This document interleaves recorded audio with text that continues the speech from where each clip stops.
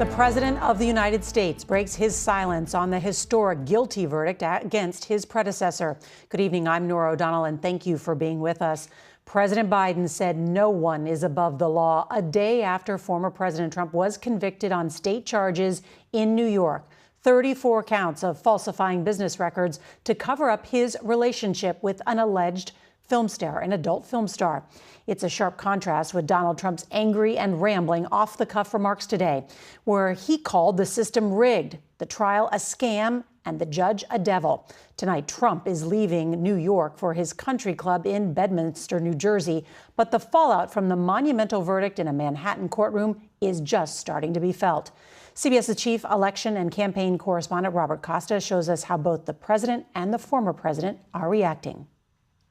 It's reckless, it's dangerous, it's irresponsible for anyone to say this was rigged just because they don't like the verdict. Today, an extraordinary moment in American history.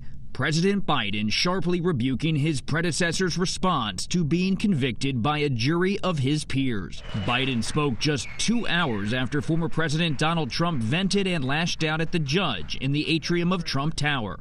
It was a rigged trial. We wanted a venue change where we could have a fair trial.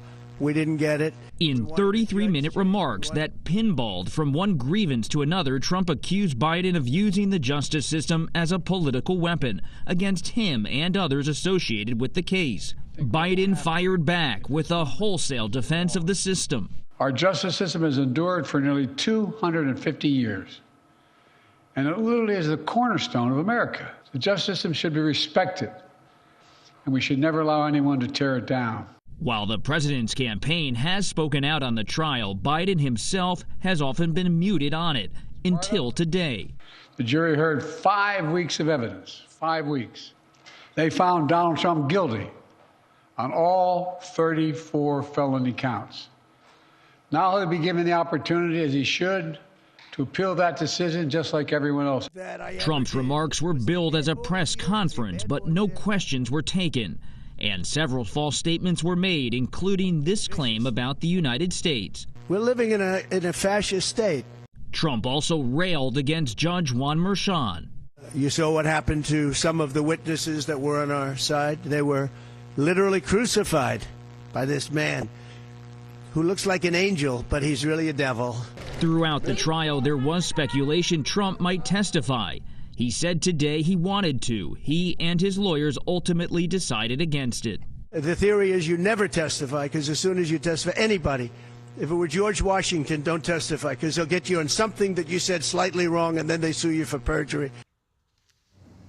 To be clear, no one was literally crucified. Robert Costa joins us now from outside Trump Tower. And Robert, I understand you spoke with Donald Trump's lawyer about his legal options. What did he tell you?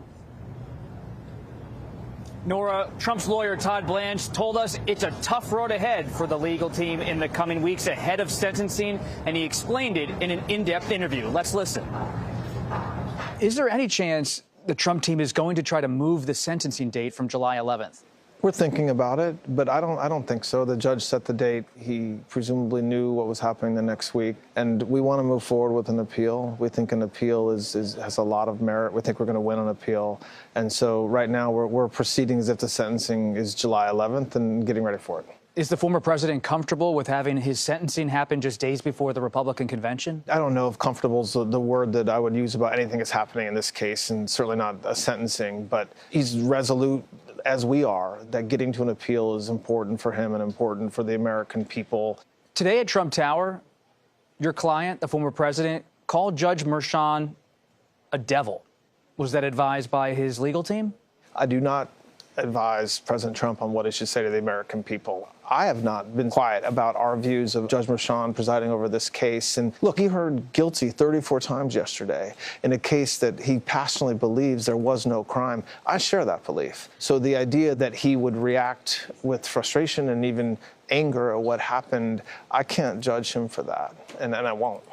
Is it possible your client could be in jail during the Republican National Convention? It's possible. That's something that I don't want to think about. I don't think it's going to happen, but it's possible, of course.